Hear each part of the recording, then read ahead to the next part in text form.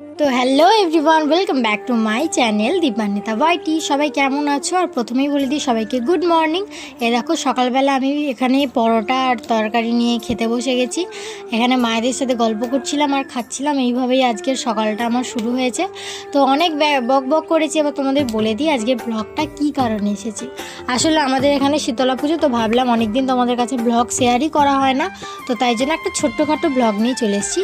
আর খাওয়া দাওয়ার পর দেখো এখানে বোর হচ্ছিলাম, তাই ভাবলাম একটু রাস্তার দিকে ঘুরে আসি। এখানে হাঁটতে হাঁটতে এখন চলে যাচ্ছি রাস্তার দিকে, আর সবার সাথে কথা বলছি দেখা হতে। আর এই দেখো আমার ছোটো ছোটো বোনেরা খেলা করছে। কি রান্না করছিস এখানে? ওরা এখানে কি খেলা করছিল, ওই রান্নাবাটি খেলে না বাচ্চারা, সেটাই খেলছিল। তো আমি ওদের সাথে বসে পড়েছিলাম। খেলা করতো না, এমনি আর কি গল্প করছিলাম ওদের সাথে সময় কাটাচ্ছিলাম। কি করব বলো, সারাদিন এই করছিলাম। তারপরে দেখো এখানে আমি একটু ঢং করছিলাম, একটা জায়গায় ফোনটা রেখে একটু ঘোরাঘুরি করছিলাম। তো এই করি। তারপর দেখো আমি বাগানে চলে এসেছিলাম, আমাদের এখানে অনেক গাছ আছে, তো সেটাই দেখছিলাম। আর অনেক লঙ্কা হয়েছে না তোমাদের লঙ্কা গাছে, এই দেখো এই একটা, এখানে একটা, এরকম অনেক লঙ্কা হয়েছে, পুরো গাছটাই ভরে গেছিলো। আর শুধু লঙ্কা বলে না, এখানে আমাদের বেগুন গাছে দেখো বেগুনও ধরেছে। এই যে এটা পুরো বেগুনটা ধরে গেছে আর কি, মনে হয় যতটা সম্ভব। আর এখানে একটা দেখো ফুল হয়ে আছে, এটাও কিছুদিন পর বেগুন ধরে যাবে। আর এখানে একটা পাশের গাছে দেখো কাঁঠাল না এঁচড় হয়েছে এখানে।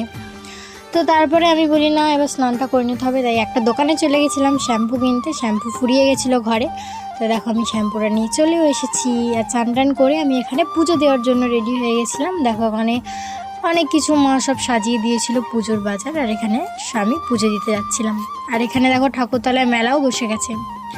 এখন পুরো ফাঁকা, কেউ নেই, সবাই যে যার পুজো দিয়েই বাড়ি চলে যাচ্ছিলো। আর এখানে দেখো মন্দিরটা সাজিয়েছে এরকম ফুল দিয়ে।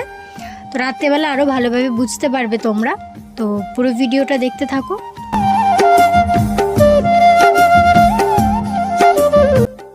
যে পুজোটা মন্দিরে জমা দেওয়ার পর আমাকে একটা কুপন হাতে ধরিয়ে দিল, বললে এটা নিয়ে তুই চলে যা, যেদিন পুজো আনতে আসবি সেই দিন কুপনটা এনে দেখাতে হবে। তো যাই হোক, এবার আমি বাড়ি ফিরছি। আর দেখো এখানে ঘর ডুবাতে চলে এসেছে, কারণ পুজো শুরু হয়ে যাবে। তো তার জন্য আমি তাড়াতাড়ি ঝপ করে রেডি হয়ে গেছি। আর আমার রেডি হতে অনেকটা লেট হয়ে গেছিলো, পুরো সন্ধে হয়ে গেছিলো। তাই সবাই মিলে তাড়াতাড়ি করে বেরিয়ে পড়লাম। এখানে আমি, আমার দিদি, পিসি, আমরা সব একসাথেই যাচ্ছিলাম। আস্তে আস্তে দেখি রাস্তায় দেখো কন্ডি কাটতে কাটতে যাচ্ছে, এবার ওদেরকে যাই হোক করে সাইড কাটিয়ে আমরা আবার চলে যাচ্ছি।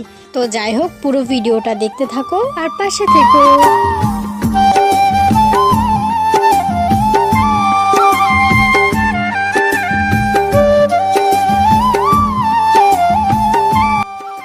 এই যে তোমাদের বলছিলাম না, রাত্রেবেলা মন্দিরটা খুব সুন্দর দেখতে লাগবে। দেখো কত সুন্দর দেখতে লাগছে। আর এখানে সব মানুষরা বসে আছে পুজো দেখবে বলে।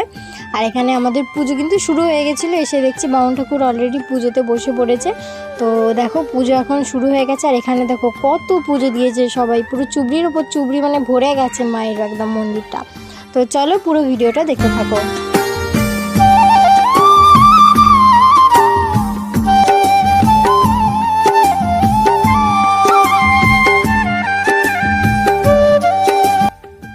তো পুজোটা অনেকক্ষণ দেখার পর এখন আমরা চলে এসেছি ফুচকা খেতে। দেখো সবাই মিলে ফুচকা খাচ্ছে। আর তোমরা কারা কারা ফুচকা খেতে ভালোবাসো আমাকে কমেন্টে জানিও, আমি তো প্রচুর ভালোবাসি। আর আইসক্রিম আরে সব কিছুই বসেছিল, কিন্তু আমার ঠান্ডা লেগে যাবে বলে আমি খাইনি।